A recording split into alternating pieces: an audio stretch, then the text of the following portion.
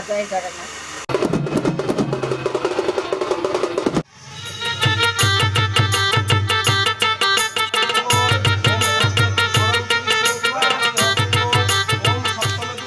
जड़े नेपाली झील ओडिया घरर बहु होइछंती आउ तांको बाहाघर परे सही नेपाली झील निजर प्रतिक्रिया रखी ओडिया रे कथा कहि पारु नथिले भी जय जगन्नाथ बोली कहिछंती। नमस्कार, म माया बुढाथली। आज मेरो मैले माया गरेको मान्छेसँग मैले बिहा गर्न पाउँदा म धेरै खुसी छु हैन। तपाईहरुले पनि यसरी नै माया गर्नुभयो भनेदेखि सक्सेसफुल होस् सबैजनाको। आज मैले उडिसामा आएर नेपालदेखि उडिसामा आएर मैले आज मेरो बिहा भइसकेको छ।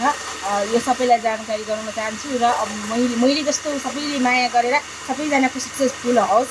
ल धेरै धेरै सबैलाई शुभकामना। जय जगन्नाथ।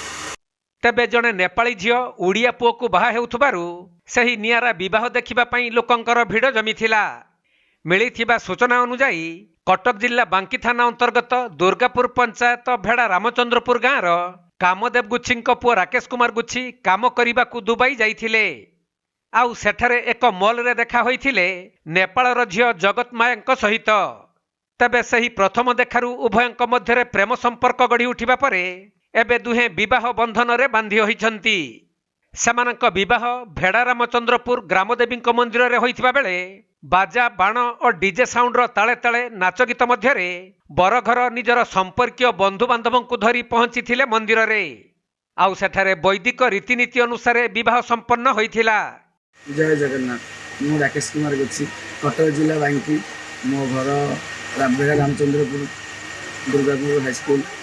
तो मु 2 वर्ष है 2-3 वर्ष मु दुबई काम करी। तो सेठी मोर गोटे झील जाति भल पाई तो नेपाल।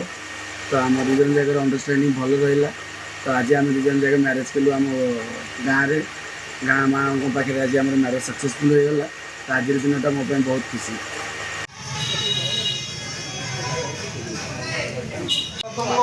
ओम षष्ठे षड़ ऋतु विष्णुवा हतुंग ओम सप्तमे